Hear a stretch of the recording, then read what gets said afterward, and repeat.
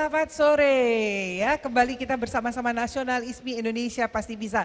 Namun sebelumnya saya ingin sekali mengucapkan salam yang kita lakukan bersama-sama. Salam menyangkut semuanya itu salam Pancasila. Pancasila. Iya, senang sekali ya tadi kita sudah bersama-sama dengan kita Ketua BPIP Bapak Yudian yang menyempatkan nih dalam perjalanannya menuju bandara hanya untuk adik-adik, untuk semua yang ada di Indonesia menyapa bagaimana ideologi Pancasila itu sangat-sangat penting dan perlu. Nah tentunya sore hari ini sebetulnya bukan saya, tetapi sebentar akan ada serah terima oleh kakak yang cantik sambil menunggu mungkin dalam perjalanan menuju ke sini, maka saya menemani sesaat saja.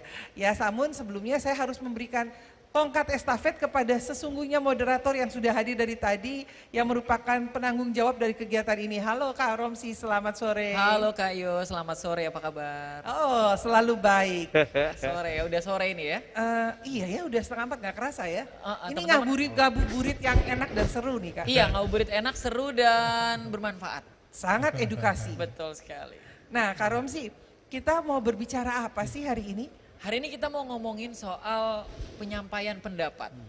Bisa ngomongin soal public speaking, bisa ngomongin soal content creator mungkin, bikin konten. Bisa ngomongin juga soal misalnya teman-teman nih adik-adik banyak yang mau jadi YouTuber, gimana sih bikin konten yang kira-kira nggak melewati batas-batas yang batas-batas kemanusiaan misalnya. Tidak melewati juga kesalahan-kesalahan yang mungkin kaitannya sama hukum dan sebagainya, tapi dari sudut pandang Pancasila. Betul sekali, memang bebas berpendapat itu bukan kebablasan ya. Yes, bukan berarti boleh ngomong apa aja, Betul. tapi semaunya sampai nggak mikirin orang lain. Ini kalau dilihat di layar, sebetulnya kita nggak cuma berdua Kak, ada 2 orang hebat di sebelah kita.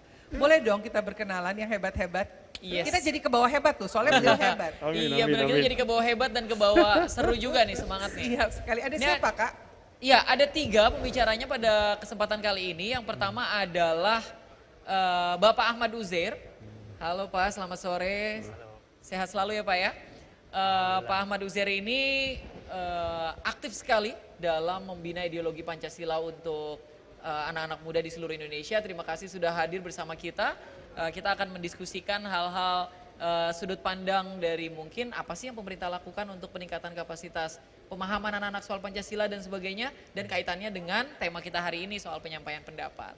Hadir juga bareng sama kita Kak Coki Sitoha. Halo, ketemu lagi. Selalu keren. Thank you. Gimana biar muda terus ya? Kayaknya waktu saya kecil nonton Kak Coki saya sekarang umurnya udah Maksudnya sama sama Kak apa? Coki nih. Maksudnya apa? Waktu dia Memberikan kecil pendapat. waktu dia kecil nonton saya. Waktu Saya saya- juga artis cilik. Oh gitu, artis Sama. juga, betul. Setuju. Jago ya Kak Coki kabur dari ini ya. Dan perlu diketahui oleh adik-adik dan semua pemerintah di Indonesia, kami setiap kegiatan ini melakukan protokoler kesehatan. Makanya kami bisa membuka masker karena sudah terbukti ini negatif yang ditunggu-tunggu ya. Tapi bukan negatif yang lain, jangan ya. Negatif dari virus COVID ya. Jadi ini makanya kami membuka masker karena sudah melakukan swab antigen. Nah, bersama kita juga hadir di link Zoom. Nah, yang kemarin sudah hadir nih bersama kita seorang tokoh yang luar biasa keren dengan ilmu sejarahnya akan berbagi. Nah, kita sambut bersama-sama dengan Kak Boni. Nah, selamat sore Kak Boni. Sore, asik ya. Kak Boni kayaknya masih dimatiin ya, masih di mute ya itu. Atau kurang keras. Oke. Udah, karena ini hostnya yang bisa unmute Oke. mic aku. Tapi ya sore semuanya. Selamat sore Sore. Kakak, senang sekali ya bisa kembali bersama-sama dengan kita di Nasionalisme Indonesia Pasti Bisa. Nah, mau tanya siapa dulu nih? Kita ke Kak Boni dulu nih. Asik, karena, Kak Boni. Kak Boni yang jauh biar serasa dekat hadir bersama kita. Kak Boni, kita mau ngomongin soal penyampaian pendapat ya Kak Boni ya. Ini kalau dari sudut pandang sejarah, kira-kira penyampaian pendapat dalam sejarah demokrasi di Indonesia itu bagaimana ya Kak Boni?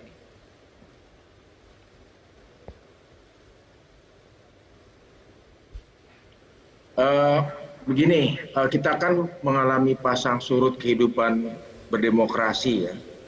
Jadi demokrasi kita tuh udah cukup panjang seiring masa kemerdekaan kita ya, tentu saja.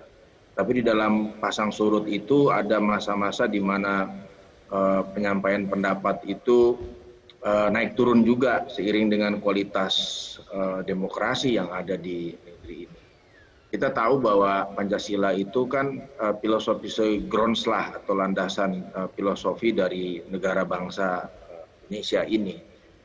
Ada bentuknya macam-macam ya. Pastinya kalau di dalam Pancasila kita mengenal istilah musyawarah gitu ya. Jadi pendapat itu disampaikan dalam sebuah rembugan gitu ya. Kemudian nanti kita bermufakat ya, bersama-sama menentukan keluar dari musyawarah itu hasil dari penyampaian pendapat itu. Namun ini kan sangat dinamis ya seiring zaman. Nah, sekarang kita memasuki era digital gitu ya, di mana orang punya akun media sosial dan bisa menyampaikan pendapatnya langsung gitu ya ke wilayah publik sehingga orang bisa membacanya secara langsung, sehingga kita sekarang orang itu bisa saling bersahutan menyampaikan pendapatnya, dan kita juga bisa melihat bagaimana isi kepala orang, mereka yang kritis, mereka yang bahkan juga sebetulnya nggak kritis atau nyinyir gitu ya, ada yang kritiknya juga ngasal, ada juga yang punya bobot, ada juga yang dengan itikat pesan membawa koreksi perubahan. Itu kita macam-macam sekarang di media sosial. Dan artinya apa? Medium penyampaian kritik itu juga, dan sekarang kita kenal media sosial. Nah, berikutnya bagaimana sih sebetulnya penyampaian pendapat itu? Saya pikir demokrasi Pancasila itu menjunjung tinggi keberagaman pendapat dan juga kebebasan berpendapat. Namun hal yang perlu kita ingat, ada perbedaan yang sangat mendasar antara kebebasan berpendapat dengan hatred, gitu, dengan sentimen kebencian. Dan itu yang seringkali kita baca, dan itu yang seringkali kita temukan di dalam ranah media sosial, misalkan kalau sekarang, ya, pendapat-pendapat yang sebetulnya dipenuhi dengan pesan-pesan yang sebetulnya penuh dengan kebencian. Gitu. Nah ini sebetulnya yang keliru gitu ya. Bagaimana kita memilah penyampaian pendapat yang merujuk kepada nilai-nilai demokrasi yang berkeadilan, yang setara gitu ya, yang saling menghargai perbedaan, saling menghargai keberagaman, tidak ditunggangi oleh sentimen-sentimen kebencian yang justru berlindung di balik kebebasan berpendapat itu. Jadi saya pikir kebebasan berpendapat di negeri kita ini harus terus dijaga. Kualitas demokrasi harus terus dijaga, demokrasi Pancasila. Tapi tidak dengan lantas menyalahgunakan kebebasan berpendapat itu dengan menyampaikan pesan-pesan yang penuh kebencian, yang disintegratif, gitu ya, yang mengancam kohesivitas kita sebagai sebuah bangsa. Nah, ini harus dengan sangat jelas dibedakan. Jadi kita tuh kalau lihat sejarah penyampaian pendapatnya dari dulu ya macam-macam. Begitu juga dengan cara protes. Gitu. Kalau di zaman kerajaan misalkan, rakyat itu memprotes rajanya. Kalau di Jogja ya, misalkan di Kesultanan ada namanya Laku PP.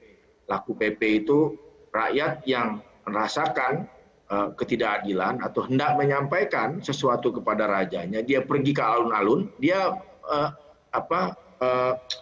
istilahnya tuh membiarkan tubuh mereka itu dibakar oleh sinar matahari gitu ya, membiarkan mereka menjemur diri mereka gitu di lapangan supaya mendapat perhatian dari rajanya. Itu juga penyampaian pendapat pada masa kerajaan kita kenal gitu ya. Kemudian di bagian masyarakat lain juga ada penyampaian pendapat dalam arti yang lebih kepada protes terhadap keadaan gitu. Itu dengan cara menolak, ya. Jadi kayak civil disobedience, gitu ya. Itu kita kenal di masyarakat Samin, gitu ya. Pemimpinnya namanya Suro Sentiko Samin, ya. Kemudian dibuang ke Sumatera Barat. Dia kalau menolak, menyampaikan pendapat ketidaksetujuannya pada pemerintah kolonial waktu itu dengan cara dia menolak apa saja yang diminta oleh pemerintah kolonial. Karena mereka merasa tidak perlu melakukan apa yang diminta oleh kekuasaan kolonial waktu itu. Jadi bentuk penyampaian pendapat ini seiring zaman macam-macam gitu ya. Dan itu juga sangat dinamis, juga beriring sejalan dengan kemajuan teknologi, dengan kemajuan peradaban. Sekarang tadi saya sudah bilang, sekarang di media sosial, orang punya akun Twitter, orang punya Instagram, Facebook, dia bisa menyampaikan unek-uneknya, sehingga orang bisa baca. Sementara kalau dulu kan lewat protes, kemudian lewat surat kabar, ya, lewat media yang sekarang disebut sebagai media yang konvensional lah gitu ya, yang pra media sosial. Gitu. Jadi respon terhadap penyampaian pendapat juga macam-macam. Dari setiap periode kekuasaan juga macam-macam juga. Kita tahu pada masa Orde Baru misalkan, kritisisme itu bisa dianggap sebagai sebuah upaya untuk destabilisasi situasi gitu. Sebagai satu upaya untuk mengganggu ketertiban dan keamanan, sehingga reaksi atas kritik itu pun terlihat sangat berlebihan, bahkan ada yang dipenjarakan, bahkan ada yang meninggal. Nah, itu kita di era sekarang ini kita harusnya mengoreksi kehidupan demokrasi kita di masa lalu dan menjamin kebebasan berpendapat. Namun juga kita perlu dengan sangat cermat dan tegas untuk memilah apa itu kebebasan berpendapat dan apa itu penyebarluasan sentimen kebencian yang bernada rasialis, yang bernada diskriminatif, yang bernada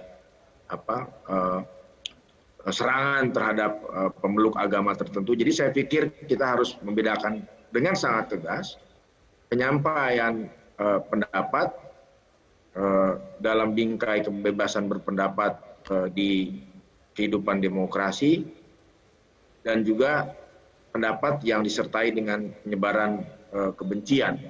Jadi saya kira pesannya jelas ya. Ya sekarang orang bisa menyampaikan pendapat dengan cara yang sangat bebas, terbuka melalui media sosial.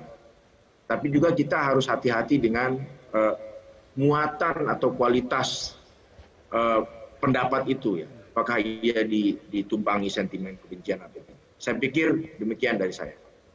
Wow. Terima kasih Kakak. Jadi jelas sekali ya, kebebasan pendapat harus diperhatikan muatannya. Ya, jangan muatan-muatan yang negatif, tetapi bagaimana muatan-muatan atau akar-akar yang positif sehingga kembali kepada ranahnya yaitu ideologi Pancasila, identitas kita sebagai Republik Indonesia ya Kak. Betul sekali Kak Yo. Iya. Terima kasih Kak Boni. Terima kasih Kak Boni. Kak Boni Tetap masih ada bersama waktu kita. atau gimana nih? Tetap, Ya, tetap saya bersama mohon maaf kita. pamit Oh, pamit. duluan. Ya. Oh Ya. kalau Kak Boni pamit, saya pamit juga deh. Saya nemenin Kak Boni, saya mengawal Kak Boni karena Ya, bukan apa-apa Kak saya- Boni.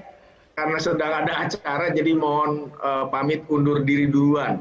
Mohon Oke. maaf yang Terima kasih, sebesar-besarnya Kak Boni. buat kedua Terima kasih pembicara banyak. dan kawan-kawan. Gak apa-apa Kak Boni. Mungkin nanti lain waktu bisa ikut lebih dalam lagi membahas. Asik, seru. Tenang Oke Kak Kak Boni. Boni, terima kasih Sukses. banyak. Sukses selalu juga Salam untuk Kak Pancasila. Boni. Salam Pancasila. Ya karena Kak Boni juga pamit, maka saya rasanya harus pamit juga Kak. Kalau Oke. kalian Loh, semua loh. pamit, acara ini kita selesaiin sekarang aja. Jangan Kak, kasihan ada yang lebih cantik sudah standby. Jadi Oh, biarkan gitu. yang cantik dan ganteng-ganteng. Ya, saya silakan dengan Kakak Grace yang luar biasa cantik yang selalu saya invite. Yeay, kita tepuk tangan buat Kak Grace. Baik, Selamat terima datang kasih. Kakak. Terima kasih loh sudah menggantikan tadi. loh Coba sebelumnya. tolong dirasakan Coba masih ya. panas gak? Kursi panas Oh, luar panas, biasa. ya. Ada api, Panasnya ada api. beda, panasnya beda, ada api. Silakan Kakak, mari. Oke baik, Bu mohon maaf itu boleh saya pinjam Bu? Oh iya betul. Terima Wow, kasih. lupa saya. Oh Terima Kak Grace mau kasih. jadi moderator. Thank you, Kakak. Dikira Kak Grace pembicara juga nih, narsum juga. Saya ikut tanya-tanya aja nih ada yang ganteng-ganteng Oh di ikut sini. tanya-tanya ya, oke. Sebentar, saya sebelum lanjut lagi, Mas Romzi yang gantiin siapa nih? Udah lanjut Kayaknya Bang, saya lanjut. tak tergantikan ini. Oke. Kita akan lanjut ya, tadi Kak Boni udah ngomongin ya dari sudut pandang sejarah bagaimana demokrasi memberikan kebebasan untuk berpendapat. Tapi tentu saja kebebasan itu ada batasannya, nggak juga kebebasan berpendapat membuat semua orang boleh berlaku semaunya. Nah kita mau ke Pak Uzair dulu nih. Kira-kira kalau sudut pandangnya Pancasila, standar kebebasan itu batasannya apa sih gitu? Apa sih yang orang nggak boleh lewati dari batasan-batasan kebebasan berpendapat itu? Ya. Oke, terima kasih Kak Romzi. Saya ingin menyampaikan mungkin dua hal, ya mungkin terkait dengan disampaikan oleh Mas Boni tadi.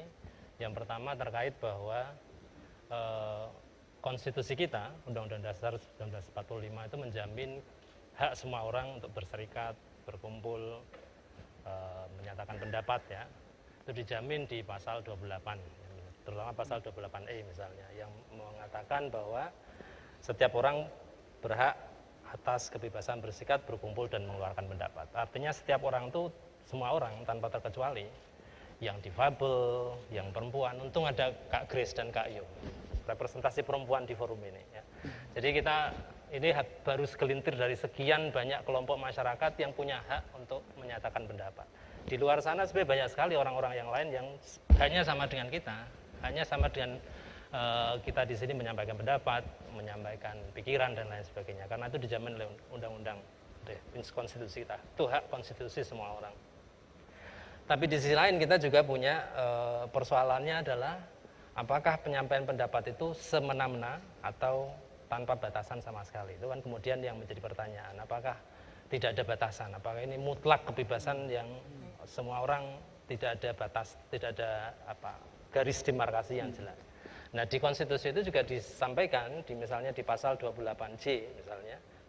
Disampaikan di situ setiap orang wajib menghormati hak asasi manusia orang lain dalam tertib kehidupan bermasyarakat, berbangsa dan bernegara. Artinya batasan kita juga kebebasan orang lain. Jadi jangan sampai kemudian ketika kita menyampaikan pendapat, orang lain merasa terhinakan, merasa didiskriminasi, merasa menjadi target, merasa dieksklusi, merasa tidak aman ya. Seperti yang disampaikan oleh Mas Boni tadi, ada hatred misalnya atau hate speech, itu kan bagian dari ini nanti yang kedua ya, yang ingin saya sampaikan. Jadi pertama tadi konstitusi menjamin kebebasan berserikat, berpendapat bagi semua orang tanpa terkecuali. Ya. Kemudian masuk persoalan yang kedua, bagaimana batasan kebebasan itu. Ya, batasan kebebasan itu diatur di 28J. Tapi kemudian persoalan yang kedua adalah ketika kita berpendapat kritis terhadap sesuatu, apakah kritis itu selalu menandakan sesuatu yang baik. Ya. Kalau misalnya ada yang bilang, T.S. Eliot bilang, menjadi kritis itu bagian dari menjadi kreatif. Jadi orang kalau seniman itu kan harus untuk menciptakan hasil seni yang bagus, dia harus terus-menerus melihat, mengolah, hanya dia yang tahu mana yang perlu diperbaiki, mana yang sesuai dengan sense dia. Nah, makanya dalam konteks itu kritis itu bisa dibilang bagian integral, bagian penting dari proses kreatif. Nah, tapi menjadi kritis itu kan juga membutuhkan proses ya. Menjadi kritis berarti kita harus paham realitas, paham membaca lebih banyak, mengetahui lebih banyak, sumbernya lebih beragam. Ya. Jadi kalau kita kritis ke orang, tidak semata-mata kalau orang Jawa bilang waton suloyo, waton berbeda, semata-mata berbeda ada orang lain. Tapi di balik itu sebenarnya ada argumentasi, ada alasan, ada sumber yang macam-macam, sehingga dasar kita berpendapat atau dasar kita menyatakan kritik itu valid gitu. Jadi kita ngomong soal argumentasi yang logis, yang komprehensif ya. Nah, itu yang kemudian di situ pentingnya literasi ada di sana. Ya. Jadi kita ngomong soal literasi juga, bahwa anak muda sekarang juga perlu membaca lebih banyak, membaca status oke lah ya. Tapi selain itu juga membaca yang lain, yang mungkin yang status orang juga banyak, ada yang status yang sangat deep dalam, tapi juga ada yang sepintas lalu. Tapi intinya adalah terbuka terhadap semua pikiran. Intinya terbuka terhadap semua informasi. Oke, menarik banget. Berarti tadi batasan kebebasan kita adalah kebebasan orang lain nih Kak Grace. Jadi jangan sampai kita melakukan sesuatu orang lain jadi nggak bebas karena apa yang kita lakukan. Berarti ini menarik sekali ya. Iya, jadi kebebasan itu bukan berarti kebablasan ya. Ini beda loh, kebebasan dan juga kebablasan Beda ya. nih. Kalau kebablasan tuh udah nggak ada aturannya sama sekali, tidak dilindungi oleh undang-undang dan juga demokrasi Pancasila. Tapi bablas anginnya gitu semuanya. Nah ini penasaran nih buat Bang Coki nih yang ada di sini dari sisi public figure dan juga seorang yang aktif di dunia public speaking ya, melihat kebebasan pendapat ini ternyata nggak bebas-bebas banget. Nah gimana menurut Bang Coki? Saya juga mohon izin untuk melepas masker ya. Siap Pak. Kak Grace, Kak Rozi, kemudian Kak Uzair, salam kenal lagi nih. Dan terima kasih saya sudah dikasih kesempatan untuk ada di forum ini. Saya ingin menyampaikan bahwa pada dasarnya pendapat yang kita punya, pemikiran, rasa, kemudian empati yang mau kita tunjukkan itu ada mekanismenya. Sebenarnya itu yang mesti kita sadari sebagai seluruh makhluk sosial. Karena kalau kita tidak menyadari rambu-rambu yang dibuat oleh negara, masyarakat, dan adab, maka kita jadi orang yang terlalu mudah untuk bereaksi terhadap keadaan sekitar. Nah, keadaan kita yang begitu reaktif biasanya menimbulkan kerugian langsung maupun tidak langsung dari orang lain. Tapi kalau kita ingin menjadi orang yang responsif, maka kita harus internalisasi dulu diri kita. Dalam dunia komunikasi, saya percaya ini yang disebut sebagai afirmasi diri. Apakah ini ideal untuk saya sampaikan sekarang? Saya kasih contoh deh, yang paling gampang. Misalnya Mas Romzi nyinggung saya nih, dalam pertanyaannya barusan misalnya. Tapi karena kita lagi di forum terbuka, saya mesti punya hikmat dan bijaksana. Apakah ini saatnya saya negur beliau? Atau kita biarkan dulu waktunya berkembang, kemudian nanti diskusinya akan bisa lebih santai dan bisa juga lebih konstruktif sehingga perasaan saya, emosi saya nanti akan tertanggulangi sendiri gitu. Kemudian setelah cut semuanya lalu kita ke belakang saya sampaikan, Mas sebenarnya saya enggak setuju nih dengan yang kamu sampaikan tadi, saya tersinggung. Nah hal-hal seperti itu adalah sensitivitas kita sebagai manusia. Dalam dunia komunikasi kalau seseorang sudah internalisasi diri, kemudian dia baru menyampaikan pendapatnya sesuai dengan ukuran martabat, maka itu mengamankan posisi dia saat itu dan masa depannya juga. Menarik banget, jadi nggak boleh reaktif tapi harus responsif gitu ya. Bedanya itu. Nggak boleh cuma bereaksi dari apa yang kita udah rasakan, tapi kita merespon kemudian baru internalisasi, baru menyampaikan kembali. Betul. Keren sekali Kak Coki, memang idola saya memang top. Nggak salah mengidolakan dari dulu Kak Adalah Coki. idoli Iya, ya. Kak Romsi sebelum lanjut nih aku mau juga menyapa buat adik-adik teman-teman semua yang masih stay tune dengan kita di sini. Dan buat kalian yang ingin bertanya mengenai kebebasan berpendapat ini boleh kan Kak Romsi ya? Boleh. Langsung di chat aja, Boleh. ketik aja apa yang ingin ditanyakan atau mungkin berbagi pengalaman dalam hal menyampaikan pendapat atau mungkin ada hal-hal yang ingin kalian sharing mengenai hal ini, silahkan langsung di kolom komen atau chatting dan kita akan berusaha untuk menjawab satu persatu pertanyaan dari kalian. Silahkan Iya, lanjut Kak ini Romsi. sebelum ke Kak Uzair dulu ya, saya mau ke Kak Coki lagi nih Kak. Terus kalau lagi mau nyusun, Kak Coki kan banyak banget nih forum public speaking dan sebagainya ya. Pada saat mau menyusun materi itu, starting pointnya gimana nih? Untuk make sure materinya akan bagus, tepat sasaran, penyampaian pendapatnya bagus, tidak melukai orang lain karena apalagi kalau sekarang kan pas tentunya semua Kak Coki kalau nyampein kan nanti akan mungkin orang lain rekam taruh di YouTube dan sebagainya. Dan itu jadi digital footprint tuh, jejak digital yang bikin nggak bisa dihapus. Mungkin kita pernah menyinggung orang lain dan itu udah nggak bisa dihapus lagi itu. Jadi sebenarnya starting point sebelum menyusun materi nih. Kalau tadi kan reaktif dan responsif kan kaitannya kalau kita mendapatkan informasi ya. Kalau ini kita ingin menyampaikan informasi, menyusunnya gimana tuh Kak? Setiap tujuan selalu ada awalan. Nah dari situlah kita berangkat sebenarnya. Ketika kita mau mengawali sesuatu, kita mesti lihat juga tujuannya mau kemana. Jadi starting pointnya it's always related to the purpose itself. Kita mau membangun, ya berarti awalnya harus dimulai dengan sebuah ide, dengan sebuah gagasan. Kemudian baru ada kritik di dalamnya, baru ada masukan-masukan, baru ada contoh kasus. Setelah contoh kasus itu dilewati, baru kita menawarkan solusi. Itu belum pasti ya, masih hipotesa saja. Kemudian dari sana kita akan menerima masukan lagi yang lebih dalam forum terbuka. Jadi kalau saya berpikir, kalau saya mau bikin narasi yang sederhana aja, Instagram. Beberapa hari yang lalu saya baru saja selesai vaksinasi COVID tahap kedua. Tujuan saya adalah untuk membantu menerangkan kepada masyarakat bahwa lansia itu adalah keutamaan. Karena orang tua kita tidak sebugar kita. Pada umumnya ya, pada umumnya. Banyak juga orang tua yang lebih sehat daripada anak-anaknya, tapi lansia pada umumnya tidak sebugar anak muda. dari regenerasi sel dan lain sebagainya. Tapi kenyataannya masyarakat Indonesia kan masih terus keblinger dengan narasi ini. Dia pikir, aduh jangan deh orang tua saya penuh resiko, mendingan lebih baik dia nggak usah keluar rumah, tapi aman di dalam rumah dan nggak perlu dapat vaksinasi. Nah saya berpikir yang sama dengan para peneliti pada umumnya dan juga pemerintah dalam hal ini. Bahwa lansia adalah aset bangsa. Kita jangan bicara tentang pemuda-pemuda saja. Orang-orang tua secara usia, kalau kita bandingkan dengan data WHO, mereka masih termasuk orang muda. Nah, mari kita lindungi kepentingan mereka dari sisi biologisnya dulu ini, jasmaninya dulu. Maka tulisan saya dalam Instagram tersebut adalah ketika saya mengatakan bahwa saya bersyukur sudah menerima vaksin, saya juga menyertakan ibu saya. Karena memang mama saya hadir saat itu.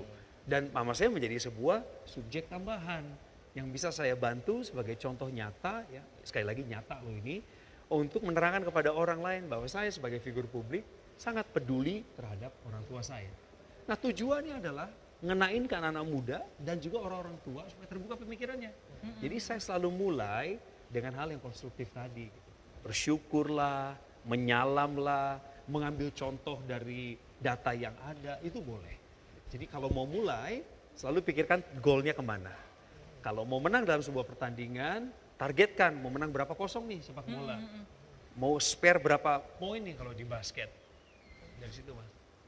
Mantap, berarti panjang sekali ya sebelum posting kita riset dulu gitu ya. Kita pastikan dulu yang kita akan posting, yang akan kita sampaikan itu nggak cuma sekedar bisa memberikan informasi tapi juga bermanfaat informasi. Iya, setuju Beda banget. ya? Nah, itulah namanya smart netizen. Smart netizen Iya, ya. jadi harus dipikirin dulu, diolah lagi tepat atau tidak tujuannya apa, bagaimana cara menyampaikan itu penting. Benar. Nah, kakak-kakak di sini ini ada pertanyaan yang juga cukup menarik, boleh ya kita bacain ya.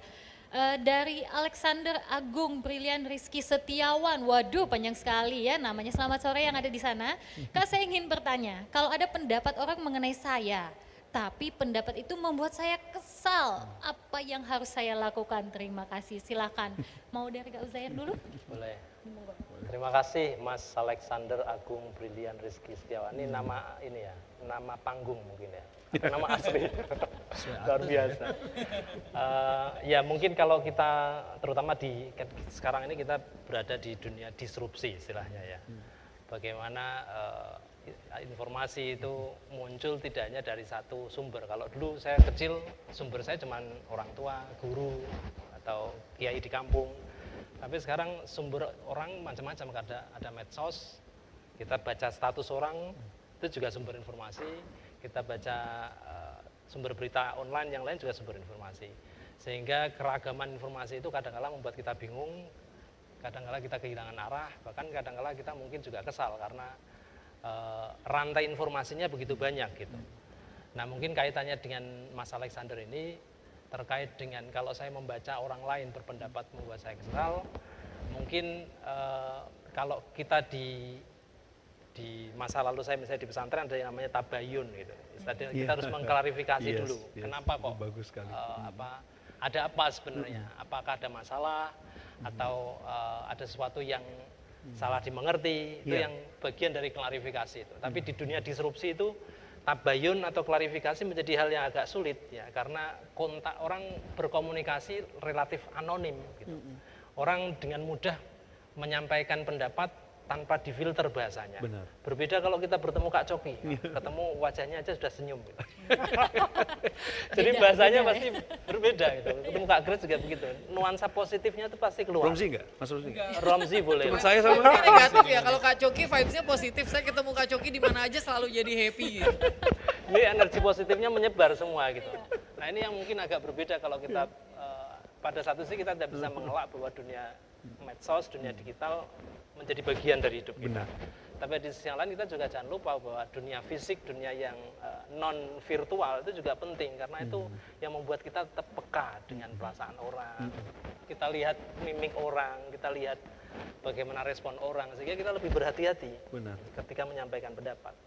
Nah, saya setuju dengan yang disampaikan oleh Kak Coki dan juga Kak Grace dan Kak Romzi tadi. Kita perlu mengembangkan yang disebut konstruktif, pola pikir yang konstruktif, cara berpikir yang positif. Itu semua yang diajarkan Pancasila. Ya. Benar. Kerakyatan yang dipimpin oleh hikmat kebijaksanaan. Ini kan cita rasanya sangat positif. Iya. Ya. kita tidak didorong untuk kebencian, kita tidak didorong untuk apa? Kalau kita mau kerakyatan, rakyat mutlak power gitu misalnya. Enggak, rakyat memang kekuasaan mutlak ada di tangan rakyat, tapi ada mekanismenya. Yes. Ada cara kita menyampaikan pendapat, kita punya perwakilan. Kalau kita kita juga punya cara lain di luar cara perwakilan yang formal. Kita punya kelompok interest group, misalnya kepentingan, atau ormas, NU, Muhammadiyah, ormas kepemudaan dan lain sebagainya. Kita punya banyak cara ya. Itu yang artinya kalau satu cara nggak bisa, jangan kemudian kita tiba-tiba menjadi cara yang destruktif atau negative thinking. Harus selalu positif, karena ketika kita berpikir konstruktif, positif, insya Allah cara perilaku kita juga akan menjadi lebih bijaksana, lebih arif, lebih memperhatikan orang lain. Oke, baik. Jadi kalau yang aku tangkap ya, mungkin bagaimana cara kita menerima informasi walaupun terkesan itu hal yang negatif atau membuat kita kesal, tapi ketika punya mindset yang positif, bisa saja kita bisa menerima dengan positif ya. Kayak merubah apa yang membuat kita kesal menjadi oke, mungkin dia nggak tahu cara ngomonginnya. Mungkin dia nggak maksud ngomong begitu. Jadinya kita lebih positif ya menerima. Nah, dari Kak Coki nih, mungkin mau menambahkan dari pertanyaan tadi Alexander, kira-kira apa? Iya. Sedikit saja ya Alexander ya. Kalau kita sering mendengar istilah begini, think before you act. Tapi kalau dalam public speaking, lain lagi. Think twice before you speak. Dua kali. Harus think dua twice kali. before you speak. Jadi apa yang keluar dari mulut ini nggak bisa kita tarik kembali. Dan kata-kata itu mengandung kehidupan. Kalau kita katakan yang baik, yang membangun, itu juga bisa membangun jiwa. Kita juga bisa bunuh orang dengan kata-kata kita. Tanpa secara fisik dia mati harafiah, bukan. Tapi perlahan dia ikuti, dia dengar kutukan kita sama dia menjadi antipati dalam kehidupannya, juga banyak keraguan. Nah kalau seorang bikin kamu kesal, saya percaya prinsip ini, ketenangan jauh lebih bermanfaat daripada kepanikan. Kalau orang bikin kamu kesal langsung saat itu, yang harus kamu lakukan adalah bertanya dulu, internalisasi diri. Ini yang dia omongin benar apa enggak tentang saya? Sebelum proses tabayun tadi, Kak Uzair sampaikan, tabayun itu sangat baik karena objektif. Itu juga merangkul, itu berusaha untuk menjadikan lawan tuh berpotensi menjadi kawan, itu tabayun. Tapi internalisasi diri kita mesti benar. Benar nggak yang diomongin ya Mas tentang saya ini? Kalau dia keliru, maka keinginan kita untuk meluruskan hal itu, pastikan satu hal Alexander, kamu harus menyampaikannya dengan santun. Karena kemenangan kamu adalah tidak sederajat dengan orang yang berusaha menjatuhkan kamu. Nah, kalau itu di media sosial, kamu lebih punya buying time. Banyak waktu kamu untuk memilah kata-kata, bahkan untuk mengabaikannya karena begitu banyak komentar. Tapi kalau konteksnya memang perang terbuka seperti ini, seseorang bikin kamu kesal di sana, ya pikirkan baik-baik. Apakah konfrontasi saat itu akan menghasilkan pertemanan, meluruskan masalah, atau akan makin luber masalahnya. Itu prinsipnya. Ini dua pembicara kita quotable banget ya. Instagramable gitu, bisa dipotong-potong jadi konten kalimat-kalimatnya. Kayaknya diskusi kita 1 jam, mungkin 1 jam lebih nanti itu, kalau dipotong-potong jadi konten jadi banyak nih Kak Grace. Banyak karena quotes of the day-nya nanti banyak Kak. quotes of the day. Oke, kita akan lanjut nih, ngomongin dari sudut pandang lebih ke Pancasila ya. Dari tadi kita ngomongin soal penyampaian pendapatnya, tapi kalau sekarang kita ngomongin soal Pancasila. Ini kalau ngomongin soal peran anak muda untuk menyampaikan pendapat, tapi kaitannya dengan mengedukasi publik soal Pancasila. Ini kan tentu saja nih, dari konten-kontennya Kak Coki saya sering nonton kan banyak banget juga ngomongin soal nasionalisme, semangat patriotisme dan sebagainya. Itu kan berarti Kak Coki ingin juga mendorong nilai-nilai Pancasila biar dikenal orang lebih banyak lagi. Nah kalau ini kaitannya untuk anak-anak muda nih, seperti anak-anak SMP, SMA, mungkin mahasiswa-mahasiswa baru yang mau terlibat. Kira-kira apa aja sih mungkin bisa dijawab keduanya, tapi Kak Uzair duluan ya. Kak Uzair boleh berikan jawaban apa sih yang harusnya dilakukan oleh anak-anak SMP, SMA dalam membantu pemerintah mengedukasi publik terkait dengan nilai-nilai Pancasila itu? Ya, ada banyak cara sebenarnya. Pasti kawan-kawan juga punya circle perkawanan sendiri-sendiri ya. Entah di sekolah, kelas, atau di komunitas yang virtual. Mungkin bisa dimulai dari yang kecil saja misalnya, pertemanan kelas gitu. Mungkin bisa saling membantu, mengaplikasikan nilai-nilai Pancasila dalam keseharian. Kalau di BPIP kita menyebutnya Pancasila dalam tindakan. Jadi Pancasila tidak hanya sila yang dihafal, ya ketuhanan yang Maha Esa sampai seterusnya. dan kemudian dites. Bukan hanya itu, ini bukan hanya kemampuan kognitif, kemampuan mengingat atau kemampuan menceritakan apa sih Pancasila atau sejarah Pancasila, itu penting. Tapi pada sisi yang lain kita juga harus mengaplikasikan, menerapkan yang namanya Pancasila. Jadi kita menyebutnya Pancasila dalam tindakan. Pancasila dalam tindakan itu bentuknya apa? Ya, menolong orang lain. Nah, kawan-kawan saya nggak tahu kalau konteks sekarang karena saya nggak sekolah lagi ya. Sekarang misalnya pandemi gitu. Gimana orang belajar? Kalau dulu orang belajar di kelas, belajar bersama, berkelompok. Nah, sekarang mungkin caranya yang berbeda gitu. Mungkin bisa pakai WhatsApp call bersama-sama, mengerjakan tugas bersama-sama. Kooperasi ya. Saling bekerja sama itu bagian dari penting mendidik kita, bukan hanya mengenali diri kita, kelemahan diri kita, tapi juga membangun teamwork, itu bagian dari itu gitu. Jadi kawan-kawan bisa mulai Pancasila dalam tindakan di komunitas terkecil, di kelasnya, di sekolah, di organisasi ya. Dan bisa mengembangkan, kalau sudah punya tim yang kuat atau kawan-kawan yang kuat, bisa bikin gerakan bersama. Nah, harapannya nanti gerakannya bisa seperti yang sekarang Indonesia kita bisa sekarang. Iya. Ya, kita bisa mempengaruhi sekian puluh ribu orang. Kita bisa menggunakan medsos dengan lebih positif lagi, bisa punya follower. Jadi follower kita ngikut kita bukan karena kita sering pasang atau sering update, tapi dengan sadar mengikuti karena setuju dengan nilainya, karena setuju dengan apa yang disampaikan, karena ada nilai-nilai positif di situ. Jadi follower itu menjadi ya, yang di follow betul-betul menjadi role model yang bagus ya. Role model kalau kita lihat sekarang ini kan macam-macam algoritma kan membuat orang bisa jadi tokoh di dunia virtual karena banyak hal ya, karena yang sensasional, karena apa? Tapi yang kita inginkan adalah generasi muda sekarang punya kapasitas untuk memilih konten yang baik atau menciptakan konten yang baik, memilih jadi follower dari role model yang baik pula gitu. Sehingga kalau kita bayangkan generasi muda itu akan menjadi tulang punggung Indonesia emas 2045, itu akan betul-betul terwujud ya. Karena secara teori kita bisa jadi negara maju karena kita bonus demografi. Yang kita sebut bonus demografi, kelompok angkatan kerjanya itu lebih banyak daripada yang tidak bekerja. Tapi kita masih teori. Ya. Yang perlu dipraktekkan adalah angkatan kerja yang muda ini harus punya kapasitas, punya pengetahuan, punya skill, dan terutama punya cara atau kemampuan mengolah emosi secara sosial, mengetahui orang lain, kepekaan sosial, teamwork. Ya. Itu yang juga yang diinginkan oleh nilai-nilai Pancasila.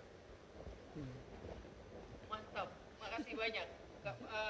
Kita ke Kak Coki, masih pertanyaan yang sama ya, tadi pertanyaannya kaitannya sama dengan penyampaian soal ideologi Pancasila tapi dilakukan oleh anak-anak SMP, SMA. Ya. Ini kira-kira tipsnya apa nih buat mereka nih, buat adik-adik kita ini? Nah, suaranya Mas Romsi kok hilang ya? Tapi coba dicek lagi. Ini dia. Oke. Coba sekali lagi ya. Oke.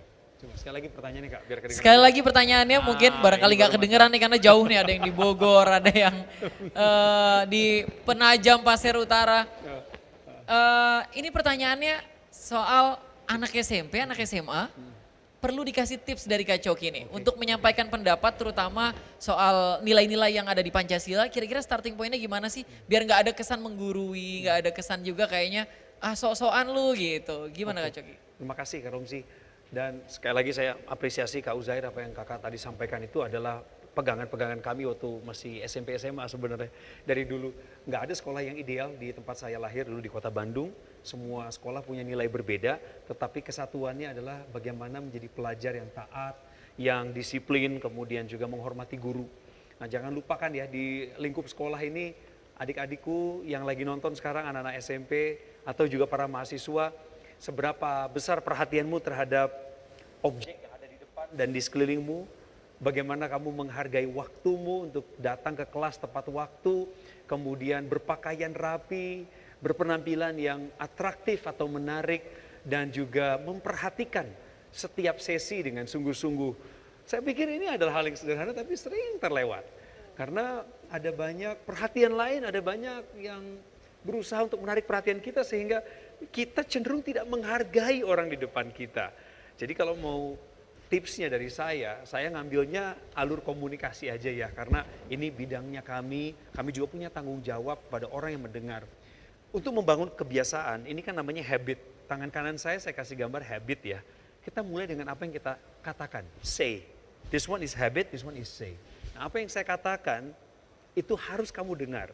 Di bawah turunannya say itu adalah hear. You have to hear. Apa yang dikatakan kamu harus dengar. Yang kedua setelah hear, you must understand. Kamu mesti mengerti dulu apa yang saya katakan. Pahami, kalau ada pertanyaan, inilah fasenya. Disinilah tanya kritis di sini. Sampai kamu mengerti benar, baru kita move on. Oke, setelah understand, jangan lupa di bawahnya understand ada comprehend. Ini jauh lebih dalam kalau bahasa Inggris. Kita bicara comprehend, artinya saya udah kenal kamu banget begitu. Termasuk teman-teman kita, makanya kita bisa sama hobinya sama mereka. Makanya yang dulu kita nggak suka, katakanlah main games gitu ya, permainan digital. Dulu saya nggak suka, tapi kok bisa jadi suka? Karena pengaruh teman-teman. Ada juga pilihan negatif yang lain. Karena udah masuk di levelnya comprehend. Nah setelah comprehend, ini dia. Ini kritis banget nih, ini namanya agree. Setuju. Setuju nggak sama dosen kamu? Setuju nggak sama teman kamu tentang suatu ide dan gagasan? Kalau kamu setuju, jalan sama-sama.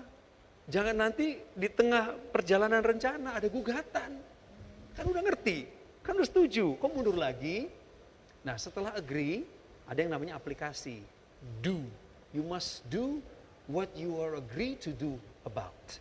Kerjakan, lakukan, dan lakukan dengan konsisten. Baru jadi habit. Itu yang tadi goalnya, kebiasaan. Nah ilmu ini, strata komunikasi, susunan ini akan kamu pakai bukan hanya di bangku sekolah sekarang, sampai kamu kerja. Mau jadi karyawan, PNS, TNI, Polri, kamu jadi wirausahawan, mimpin rapat, sama. Nanti ngomong sama anak buah juga gitu. Dengerin ya yang saya mau sampaikan ya. Paham arahan saya? Siap Bapak, kami paham. Kamu bisa mengerti, siap kami mengerti. Setuju kamu dengan rencana saya? Setuju. Ini visi kami loh. Kamu mau jalankan karena kamu karyawan? Siap Pak. Jalanlah menuju visi itu dan konsisten.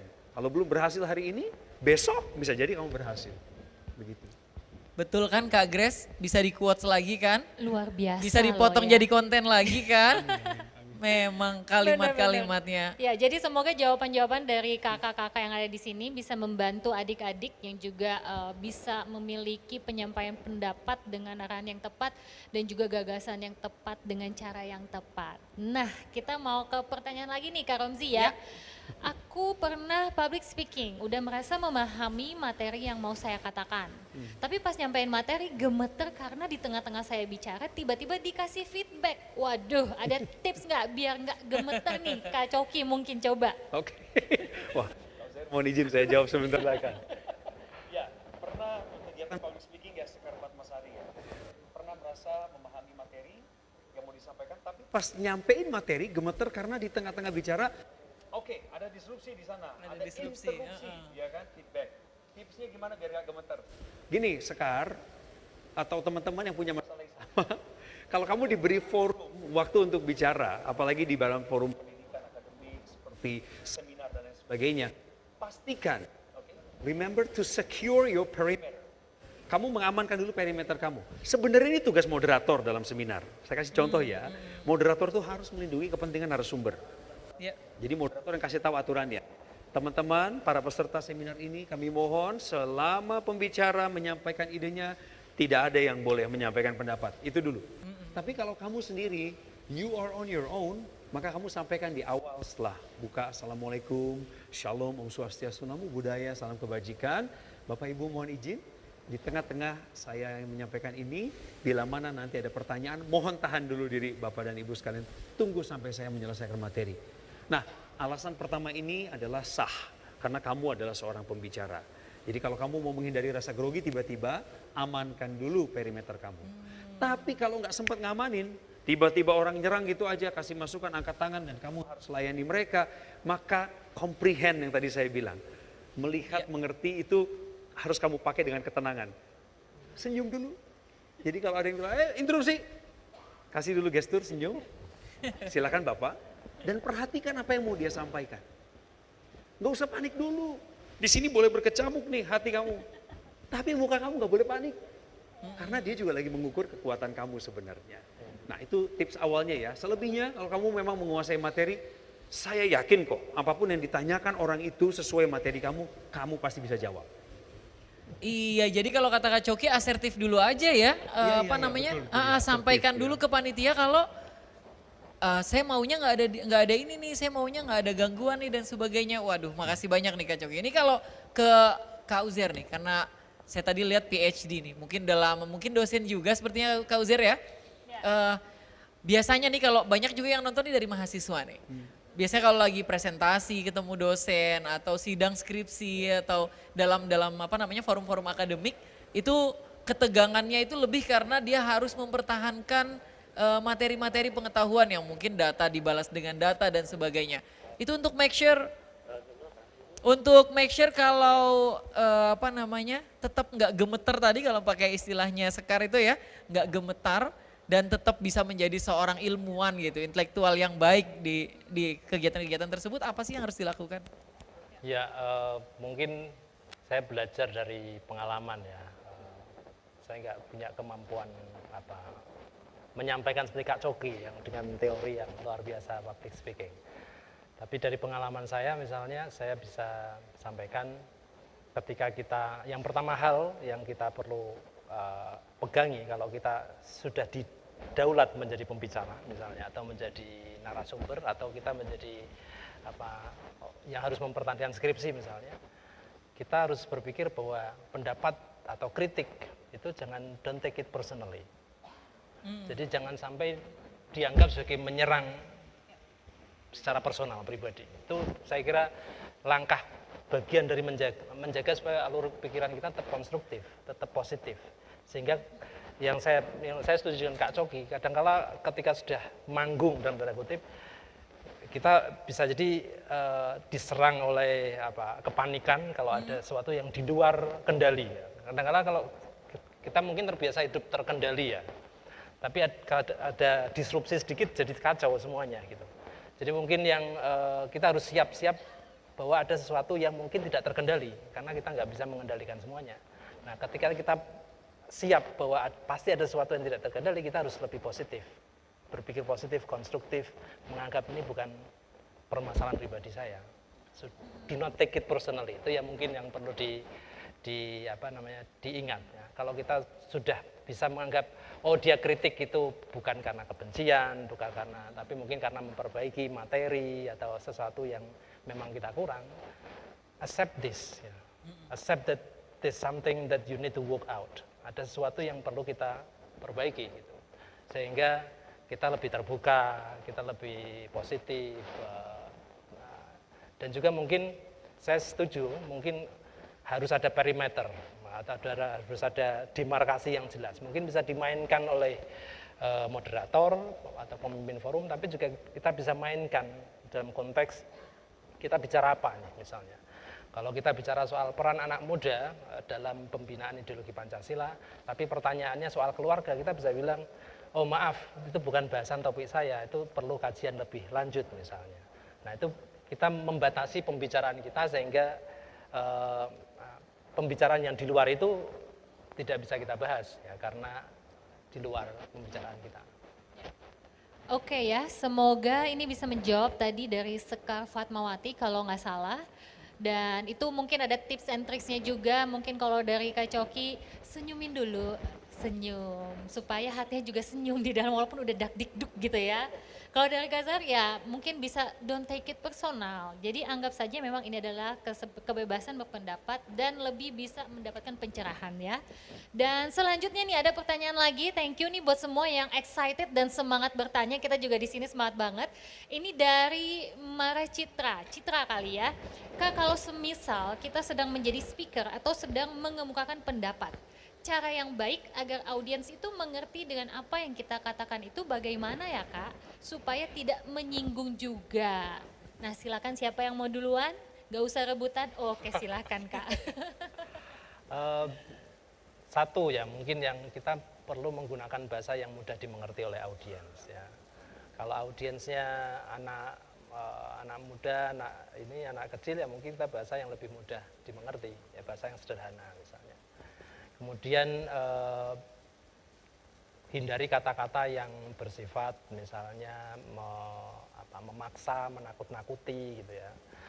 Saya pernah misalnya saya saya kuliah di Australia, jadi saya suka acara TV di Australia itu, acara anak-anak itu kalau pagi itu ada, saya lupa ABC4 atau berapa, tapi acara anak-anak itu di situ tidak pernah ada karakter yang sejahat apapun, karakternya itu nggak ada yang dibilang jahat gitu. Yang dibilang adalah itu karena kurang komunikasi, karena tidak tahu satu sama lain. Kalau beberapa karakter animasi yang lain misalnya itu kan ada tokoh protagonis, ada tokoh antagonis. Ada antagonisnya ya? Ya, selalu dimainkan itu. Tapi di acara di TV itu tidak pernah ada tokoh antagonis sebenarnya. Semuanya protagonis. Kalaupun ada konflik itu karena kita nggak paham, karena kita nggak tahu sifat orang, karena kita kurang komunikasi. Nah, mungkin itu yang kita perlu, mindset positif itu yang selalu kita harus ingat gitu. Ya, itu yang mungkin beberapa hal yang mungkin ya pertama bahasanya lebih sederhana, gunakan atau hindari kata-kata yang bersifat menyinggung, lebih memahami perasaan orang, peka menggunakan bahasa gitu. Nah, itu mungkin beberapa hal yang mungkin. Oke. Bagus sekali, betul, bahasa sederhana saya sangat setuju karena bahasa ketinggian juga dengan istilah-istilah yang hanya bersifatnya sentris saja ya, hanya wilayah kita aja, orang lain belum tentu nyambung gitu. Jadi Citra harus memastikan kamu bicara di forum apa, sudah dikenali belum audiensnya siapa. Kalau ketemu sama orang-orang dengan pendidikan tinggi, kamu boleh mainkan segala literasi yang kamu punya, sampai skala tertinggi pun mereka pasti mengerti. Kemudian ini ada penelitian yang menarik sebenarnya ya Citra. Kita ini kan punya ide pemikiran banyak ya. Dan kita ingin nyampaikan semua rasanya kepada orang-orang. Tapi faktor untuk diterima oleh audiens itu ternyata bukan soal idenya duluan. Tapi soal bagaimana kita memainkan peran yang disebut gestur. Atau body language. Kemudian ada facial expression, ya, ekspresi wajah kita. Kemudian juga gerakan tangan, mimik. Itu semua menentukan. Dan ada lagi faktor suara. Kalau menurut Albert Behrabian, dia seorang psikolog, penulis buku The Silent Messages tahun 1981, tapi teorinya sampai sekarang masih relevan. 55% itu adalah dukungan visual supaya kamu diterima sama audiens. 38% vokal. Jadi kekuatan suara kamu, intonasi kamu ketika bicara yang tidak datar-datar saja, yang bikin orang sampai ngantuk-ngantuk itu, kemudian terukurnya kekuatan suara kamu itu menentukan. Baru 7%-nya verbal, yaitu ide yang kamu punya, materi, judul, tema. Wah, kan tujuan kita kan yang 7% tadi digolin sebenarnya. Sehingga ada transfer pendidikan, transfer pengetahuan, orang terinspirasi. Tapi kalau kamu nggak mainkan gestur yang benar, suara kamu juga, Bapak Ibu, Assalamualaikum warahmatullahi Nadanya wabarakatuh. semuanya do ya Kak Iya, ya? do semua. Iya kan? Iya kan? Yang terhormat Bapak Presiden Republik Indonesia, yang terhormat. Kau bayangin coba, di yang terhormat ketiga kamu udah buka HP kamu, udah baca-baca WA, bener gak? Iya, betul sekali. Saat itu. Jadi penting sekali memainkan gestur itu dan vokal, pastikan itu Citra sebelum kamu sampai ke materi kamu. Iya, jadi bener banget ya Kak Coki. Saya jadi ingat nih ada orang yang bilang kalau memberikan kesan lebih penting daripada menyampaikan pesan. Ya. Karena kesan dulu baru pesan itu ya. Iya, betul. Ini faktual sekali ya. Kalau orang udah suka sama kamu ngomong apa aja dia terima. Oh iya. Orang udah benci sama kamu, lalu kamu bilang sama dia, hey 1 + 1 = 2, dia nggak percaya sama kamu. Iya betul. Karena udah benci betul sekali. Makanya kemudian BPIP juga sekarang diberi mandat untuk membuat namanya buku pengajaran pendidikan Pancasila. Nah, di salah satu yang kita ingin kembangkan adalah 70% itu interaksi sosial, ya. Dan 30% kognisi. Jadi betul yang disampaikan bahwa nggak perlu banyak-banyak deh materinya, tapi interaksi sosial, pembudayaan, mungkin mimik, kemudian gestur itu bagian dari proses pembudayaan. Saya jadi agak kepikiran soal suara saya nih Kak Coki. Tes gimana suara kita ini ya? Karena lumayan loh 38% loh Kak Grace. Betul. Padahal kata-kata yang kita sampaikan cuma 7%, dikit banget Iya, gitu betul. ya. Iya, iya. Ya, tapi di sini bukan hanya adik-adik dan teman-teman semua yang belajar, kita juga di sini belajar nih ya bagaimana untuk bisa menjadi moderator, menyampaikan sesuatu, body language, gestur dan lain-lain. Dan semoga ini juga bisa membantu adik-adik dan terutama Citra ya yang tadi bertanya. Nah selanjutnya nih kita mau membaca lagi pertanyaan dari Dian Fatmawuri. Selamat sore Kak, mau tanya bagaimana cara meningkatkan keterampilan EQ agar bisa lebih berhati-hati dalam bersikap, bertutur kata dan juga bergaul. Terima kasih. Silahkan. Iya, mungkin nih kita jelasin dulu kali ke Oh iya, adik-adik yang boleh, nonton ya. boleh. EQ barangkali nggak ada yang barangkali ada yang belum tahu. Betul, EQ betul. itu emotional quotient maksudnya ya, kecerdasan emosi. Mungkin Dian sudah menyadari bahwa tadi mendengar juga dari Kak Coki bahwa kontrol emosi itu penting banget, nggak boleh panik dan sebagainya. Tapi ini pertanyaannya adalah ningkatinnya gimana caranya, peningkatan kualitas itu. Silakan. Ya, Mbak Dian Fatmawuri ya dan kawan-kawan lain yang mungkin punya pertanyaan yang sama.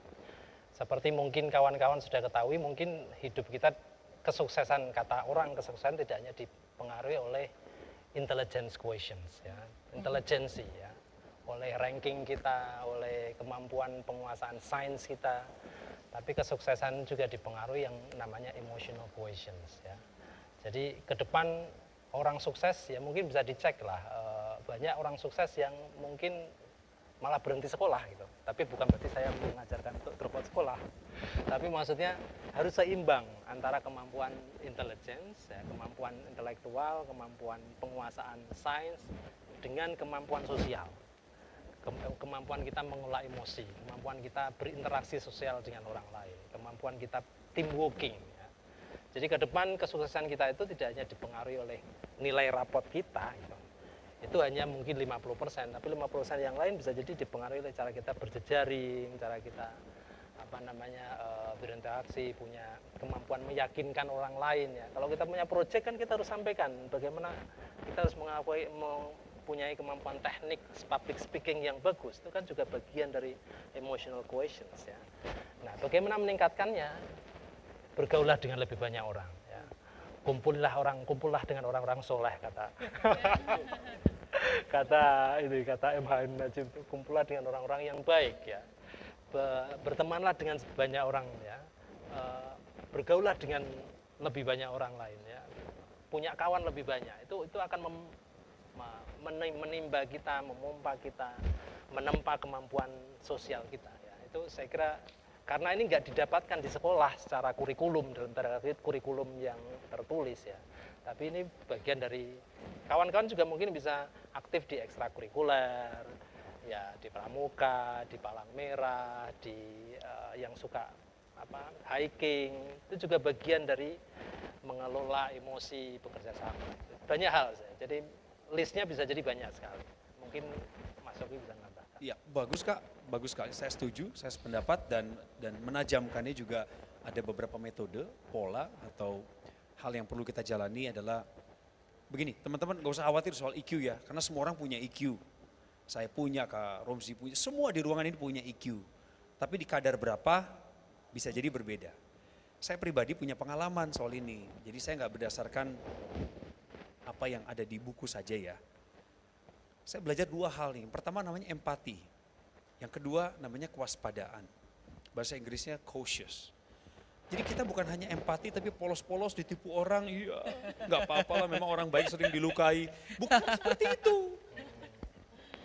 You have to think yourself as somebody precious, berharga ya. You need to protect yourself, but in the other hand you have to help us. Harus jadi juluran tangan buat orang lain, itu namanya empati. Nah empati itu sayangnya, itu nggak bisa hanya berakhir di kata-kata, di mulut atau di tulisan belaka. Tapi kamu perlu untuk mendatangi korban secara langsung, objek secara langsung, untuk menunjukkan empati itu nyampe kepada si penerima. Kalau kamu berhasil melatih empati kamu sampai tingkat tertentu, saya nggak tahu sampai mana itu, tapi kalau melatihnya terus, melihat ketidakadilan, kamu mau hadir ada di sana, ada orang yang perlu bantuan, kamu bersedia mencarikan jalan keluar, belum tentu kamu jalan keluarnya. Hal-hal yang mengganggu nurani kamu tapi kamu wujudkan dalam aksi, itu empati. Yang kedua kewaspadaan, artinya Apa yang terlewat di depan kamu itu bukan mentah-mentah kamu terima. Saya kasih contoh aja ya, informasi yang bergulir begitu cepat, deras, dan banyaknya. Matriksnya sulit dibaca oleh manusia. Kalau mesin sudah punya sistemnya. Informasi itu kan gak semuanya real. Berita mengenai babi ngepet contohnya, yang lagi heboh. Itu Sampai ada lagunya, Kak. sampai ada lagunya kan, akhirnya kan memunculkan kreativitas orang ya. Tapi maksud saya gini, kalau kamu ada orang yang waspada, kamu bisa menahan diri dari berkomentar saat itu juga, dan menerima kesempatan dari orang-orang lain untuk mengirimkan pesan yang berbeda dalam kasus yang sama, itu adalah kewaspadaan gitu. Jadi melatih emosi kamu adalah melatih empati dan juga melatih rasa kritik kamu terhadap sosial. Kalau kamu bisa melakukan ini ditambah dengan yang tadi Kak Uzair bilang, bergaullah dengan lebih banyak orang, tentu dalam konteks positif. Karena dengan siapa kamu bergaul, kamu akan terpengaruh sekali oleh pola pikir dia. Saya dulu nggak gini ya, tapi karena saya tahu mentor saya siapa, saya gaul sama beliau dan beliau jaga hidup saya. Bukan hidup saya jadinya tanggung jawab dia, tidak. Tapi saya mencontoh, saya dengan kesadaran saya melihat, oh ini orang-orang yang harus saya contoh. Kurang lebih saya jadi mirip sama mereka. Tambahannya itu. Oke, kayaknya emang kita harus jadiin Kak Coki sama Kak Uzair mentor kita nih Kak Grace ya. Setuju Biar kalau kita itu. tambah meningkat ya. Kakak mau nggak ya mentorin kita ya? Iya mau nggak ya? Ini kalau tadi kita kan ngomongin soal penyampaian pendapat nih. Kalau sekarang soal mendengar pendapat, ini problemnya. Mungkin ada orang yang ngomong, dia mah bisanya ngomong doang tapi nggak bisa dengar. Ada juga katanya dalam hubungan mendengar itu jauh lebih baik daripada berbicara gitu. Nah banyak orang yang bukannya belajar untuk mendengar untuk memahami, tapi mendengar untuk menyiapkan bantahan. Sementara dalam banyak diskusi misalnya ya, penyampaian pendapat kan banyak nih, ada diskusi, ada debat, ada apa. Nah pandangan Kak Coki sendiri dan Kak Uzair, kira-kira untuk bisa menjadi pendengar yang baik itu gimana sih? Kalau tadi kan Kak Coki bilang soal empati ya, itu juga bagian dari kemampuan kita untuk bisa memahami orang lain juga. Itu kayak dalam proses kita mungkin di ruang diskusi, di ruang seminar, di ruang debat dan sebagainya, agar kita bisa menyerap pengetahuan dari orang yang berbicara di hadapan kita. Itu gimana tipsnya? Mendengar ini, sekarang ini konteks yang berbeda, tapi saya yakin ini ada alasan kenapa Tuhan kasih kita 2 telinga dan 1 mulut ya. Saya pikir kita harus cross check kanan dan kiri. Telinga kanan dan kiri juga fungsinya bisa berbeda, menyerap energinya berbeda, fungsinya juga bisa berbeda. Jadi saya berpikir begini, mendengarkan orang lain selalu baik buat kamu kalau kamu mau menyediakan waktu. Mendengarkan selalu erat kaitannya dengan waktu. Saya beri contoh, kalau ada orang WA saya, bro gue mau telepon ya, saya mengambil pilihan gini, segera menjawab saat itu untuk memberi dia opsi menelepon saya saat itu atau di waktu terbaik saya, atau saya tidak jawab dulu karena memang kepentingan saat itu prioritas bagi saya. Nah, kenapa saya ambil 2 pilihan itu? Karena saya tahu tanggung jawab saya ketika seseorang menelepon, menyampaikan informasi atau sekedar bercerita tentang hidupnya. Maka keutamaan saya adalah menyediakan waktu dulu. Tanpa ada waktu yang saya sediakan, mustahil bagi saya untuk menerima pesan dia secara mutlak. Jadi kalau mau jadi pendengar yang baik, sediakan waktumu. Itu dulu yang pertama. Yang kedua, penting sekali untuk mendengar, saking pentingnya, sampai-sampai sebenarnya kamu gak perlu ngejawab. Untuk membuat warna di sekeliling kamu itu kelihatan perbedaannya. Gak perlu ngejawab, karena kita hanya dengar, perhatikan dia, kita mengangguk-angguk. Begitu dia mulai menangis, kita ikut merasakan kepedihan. Lalu gestur kita hanya nepuk-nepuk bahu dia, itu gestur sekali lagi, body language. 60-80% komunikasi manusia adalah non-verbal, bukan verbal. Untuk menunjukkan saya marah sama Kak Grace, saya nggak perlu bilang, saya marah sama kamu loh Grace sebenarnya. Saya tuh marah banget sama kamu, nggak perlu, saya hanya gini aja. Berasa marahnya. Dan saya yakin teman-teman yang mau tanya nih sekarang ya, kalau saya bilang begini nih. Ada pertanyaan nggak? Atau begini, ada pertanyaan? Siapa yang mau bertanya silakan. Siapa yang mau bertanya silakan, ayo nanya aja, nanya kalau berani. See, non-verbal communication, 80% mentoknya interaksi manusia adalah non-verbal. Jadi terkadang ketika kamu mendengarkan secara komprehensif, to comprehend, mengerti, maka gestur kamu yang keluar secara natural berikutnya bisa jadi adalah jawaban bagi mereka. Gak usah pusing ngatur kata retorika, belum tentu juga kamu mampu untuk melakukannya kalau sudah indah kata-katamu kan gitu. Makasih Kak Coki. Lanjutin Kak Uzair. Ya, kemampuan mendengar juga sangat penting ya, selain kemampuan bicara ya. Karena kalau kita bisa mendengar, sebenarnya kita bisa memperkaya perspektif sebenarnya. Karena orang dilahirkan dalam kultur, mungkin kultur yang berbeda, keluarga yang berbeda, situasi sosial ekonomi berbeda, dan itu semua membentuk orang cara pikirnya mungkin berbeda melihat sesuatu. Ya. Misalnya kalau kita misalnya lihat dari sisi, misalnya kita lihat api unggun seperti sekarang, nggak kelihatan nih, kalau di kawan-kawan di sana tuh mungkin ini situasinya beneran gitu. Tapi kalau kita lihat dari perspektif yang kita dekat, kita akan bisa lihat bahwa ini ada kawi tapi kelihatan asli. Nah ini ngomongin soal perspektif sebenarnya. Orang dengan posisi yang berbeda bisa jadi melihat hal yang sama secara berbeda. Dan ketika kita mampu mendengarkan orang lain, kita sebenarnya melihat sesuatu dari perspektif yang berbeda. Kita melihat dari cara pandang yang berbeda. Ketika kita bisa menangkap cara pandang yang berbeda, sebenarnya kita melihat bahwa dunia ini bisa dilihat dari berbagai macam sisi. Nah, ketika kita melihat berbagai macam sisi, kita jadi lebih empati, kita lebih bisa memiliki kepekaan dengan orang lain. Konflik jadi makin berkurang. Ketika kita bisa mendengarkan, itu kemungkinan kita tidak akan punya musuh yang banyak ya. Zero enemy, 1,000 friends kata orang. Quotes lagi kan. Jadi begitu ya, tadi siapa yang nanya aku lupa.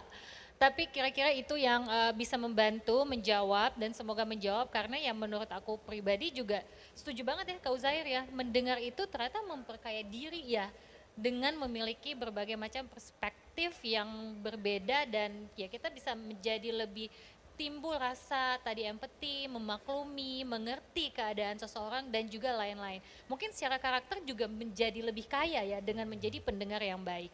Dan Kak Romsi kita mau tanya lagi nih, bukan kita yang mau nanya, teman-teman ya.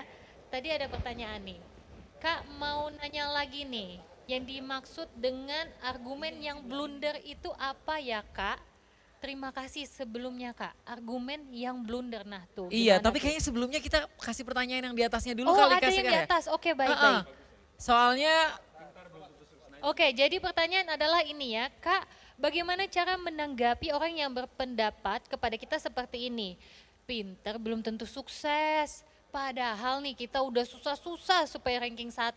Mereka malah nyepelehin. Wah, gimana nih? Pinter belum tentu sukses. Tadi kayaknya Kak Uzair sempat mention ini, banyak yang sukses tidak lanjut sekolah, tapi bukan berarti ini jadi motivasi semangat buat adik-adik tidak lanjut sekolah, jangan salah ya. Silakan Kak Uzair. Ya, kita tentu harus belajar keras ya, karena kalau nggak belajar keras modal kita apa? Ya, kalau kita sejak awal nggak mau belajar, nanti kita kan nggak pernah tahu kita perlu untuk menjadi orang sukses harus punya modal. Nah, ketika kita punya modal tuh keberhasilan lebih terjamin. Nah, kalau belajar aja nggak mau, kita modalnya apa gitu kan gitu. Makanya kemudian belajar itu juga perlu kerja keras ya. Meminjam catatan orang lain juga kerja keras ya. Mungkin menulis, tapi meminjam juga itu bagian dari ketekunan. Belajar itu bagian dari ketekunan, proses yang terus menerus ya. Mungkin cara orang menyerap pengetahuan bisa berbeda-beda, ada yang namanya kinetik, audio dan lain sebagainya. Tapi ini semua proses akumulasi pengetahuan dan ini artinya ada effort di situ. Ketika ada usaha di situ itu kita bersungguh-sungguh, kita bertanggung jawab atas diri kita sendiri. Nah, artinya itu modal. Nah, kalau kita nggak punya kemauan untuk itu, ya susah kita punya modal dan malah nggak terjamin ya. Kalau orang mungkin nggak semuanya ngelihat bahwa kita itu bersungguh-sungguh, bertanggung jawab, ada proses di balik itu ya. Ya silakan saja, tapi sebagai individu kita tetap harus punya modal, harus belajar, harus berusaha menjadi yang terbaik di kelas ya. Tapi pada saat bersamaan juga kita harus sosialisasi, jangan kuper, jangan kudet gitu, itu bagian dari penting kan, supaya modal kita makin bertambah gitu. Bukan berarti Artinya yang seperti saya bilang, tidak semua kita bisa rencanakan. Tapi karena justru kita tidak bisa rencanakan, makanya kita harus punya modal lebih banyak, supaya kita punya kemampuan lebih banyak, multiple skills ya. Kak Coki selain menjadi selebgram juga pembicara atau bikin mentor, pelatihan dan lain sebagainya. Ini bagian dari saya kira multiple skills ya. Sehingga kalau kata orang, jangan taruh telur di keranjang yang sama. Ya, supaya jangan semuanya pecah ya. Kita mungkin harus taruh telur di banyak keranjang supaya kita punya kemampuan alternatif. Kalau kita satu hal nggak jalan berarti kita punya plan B, kita punya plan C. Nah ini kalau semuanya jalan alhamdulillah gitu. Intinya begitu saya kira. Oke, thank you Kak Uzair ya. Jadi kira-kira itu ya yang pertanyaan apa tadi ya udah Tadi yang di di atas. atas itu. Iya yang Oke. pintar belum tentu Saya mau nanggapin boleh sukses. nggak? Iya silakan. Iya, Kak Memang Coki, ini silakan. waktunya Kak Coki. Boleh dikatasin Yang sebentar? tadi ya, pertanyaan Ini yang menarik tadi sebenarnya. lagi. Coba. Ini menarik sekali sebenarnya. Oke, Saya ingin kasih nah, ya. kekuatan buat yang bertanya ini, meskipun kamu pakai akun anonim, tapi gak apa-apa. Atau jangan-jangan namanya ini. Mungkin juga Bisa namanya, jadi. Mbah TikTok ini ya. Kak, bagaimana cara menanggapi orang yang berpendapat kepada kita seperti ini? Pintar belum tentu sukses. Padahal kita susah-susah supaya ranking 1, mereka malah nyepelein. Nah, cara menanggapinya, adik, saudaraku, senyumin aja. Kasih senyum, nggak mesti semua yang muncul ke kamu, nyerang kamu tuh kamu tanggepin. Percaya deh, kamu ranking 1, bukan tuh dia. Bukan tuh orang seperti ini. Dan yang kedua ya, tadi udah jelas ya, kasih senyum, oke? Kenapa harus kasih senyum? Karena kamu akan membuktikan lagi kepada dia untuk kedua kali, ketiga kali dan seterusnya bahwa ranking 1 kamu adalah jaminan untuk menuju sukses. Nah yang kedua adalah inilah jeleknya quotes. Dari tadi kita ngomongin asik dapat quotes banyak. Iya, tapi quotes itu terpotong. Biasanya quotes itu tidak dimulai dengan satu cerita prolog dan juga tidak diakhiri dengan sebuah kesimpulan. Tapi diambil yang paling indahnya. Nah kata pintar belum tentu sukses itu kan penghiburan buat orang-orang yang terbelakang rankingnya. Artinya mereka punya peluang untuk mengubah nasib hidup mereka. Dengan melatih emosinya, kemudian menjadi orang yang berguna lewat talenta mereka. Memang betul bahwa nilai akademis itu tidak menjanjikan segala sesuatu akan berjalan semulus yang kamu pikir. Jadi ayolah berpikir dewasa tentang quotes ini. Kalaupun ada orang yang pakai hal ini untuk menyepelekan prestasi kamu, enggak perlu ditanggepin. Tetaplah jadi ranking 1. Oke? Mantap ya. Tetap jadi ranking 1 ya karena kayaknya orang yang sukses itu biasanya pintar Kak Coki. Kebanyakan. Orang yang sukses itu berarti kan dia pintar memanfaatkan peluang, pintar. Jadi buat teman-teman yang lagi ngejar ranking ini tetap harus dikejar rankingnya. Saya juga kalau punya Kak Ramzi, kalau punya kepintaran, ya jangan berhenti di pintar saja. Betul. Tapi kerjakan lagi supaya jadi cerdas. supaya jadi cerdas, betul sekali. Saya dulu ngejar ranking 1 juga Kak Grace, tapi susah banget karena matematika saya nggak bisa. Jadi saya kejar nilai yang lain, tetap aja mentok di matematika kayaknya nih. Kalau aku nggak ngejar Kak, tapi aku dikejar. Tapi nggak nyampe-nyampe juga nih ranking 1 ya. Jadi nggak pernah ranking 1 ya. Dan ya semoga itu bisa membantu buat sekali lagi ya Mbah TikTok yang tadi bertanya ya. Pendapat orang biarkan itu menjadi pendapat mereka. Tapi apa yang menjadi tujuan hidup kita ya kita tetap harus capai, kita tetap harus goal. Telinga bisa mendengarkan tapi hati tidak perlu selalu untuk merespon ya. Kira-kira mungkin begitu yang aku tangkap. Dan tadi pesan dari Kak Coki juga kalau ada quotes, kira-kira kamu susun lagi kira-kira kesimpulan yang bisa kamu ambil dari quotes itu apa. Sama starting awalnya gitu, latar belakang quotes ini tercipta karena apa, itu juga penting. Kritis kan? Kritis, Waspada betul kan, sekali. melatih emotional quotient. Betul sekali, dalam memahami literasi keagamaan juga begitu Kak Coki ya. Jadi kita harus tahu penyebabnya, konteksnya, dan kita tahu kita ambil kesimpulan dari situ. Ya. Oke, nah thank you semua buat adik-adik yang sudah bertanya, teman-teman semua yang ada di sana yang sudah bertanya ya, dan terlibat aktif dalam pembicaraan kita hari ini. Ini juga membantu kita untuk bisa semakin luas mengerti bagaimana cara berpendapat, bagaimana cara menyampaikan pendapat, dan bagaimana cara untuk menjadi pendengar yang baik juga. Dan tidak terasa waktu kita sudah habis di sini ya, walaupun sebenarnya aku pribadi masih ingin bertanya nih. Karena kayaknya kita yang lagi belajar ya Kak ya. Iya, ikutan belajar sama teman-teman semua. Tapi waktu ya yang memisahkan kita juga. Jadi kita mau ngucapin terima kasih sekali lagi ya buat Kak Uzair, Kak Coki di sini yang sudah Terima membantu kasih kita. Kak Coki, keren Adik-adik. banget. Dan kita akan memberikan hadiah. Hadiah ya, merchandise. Betul, merchandise Indonesia pasti bisa. Untuk itu ini dia jaketnya. Siapa nih yang mau ngasih nih di kesempatan kali ini? Oh kita aja langsung ya, Kak Grace langsung kasih merchandise-nya ke Kak Uzair.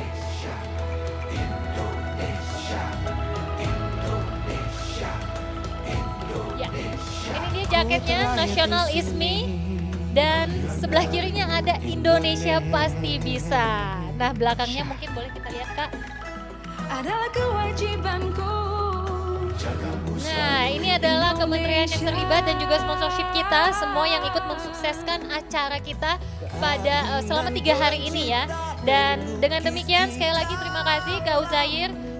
Ya Kak Coki, Kak Ramzi ya. Oke. Mantap. Kita udah sering ketemu. Ya kalau begitu kita akan langsung menyaksikan sesuatu yang gak kalah menariknya. Jadi sekali lagi terima kasih buat semuanya. Salam Indonesia pasti bisa. Salam Indonesia pasti bisa, salam Pancasila.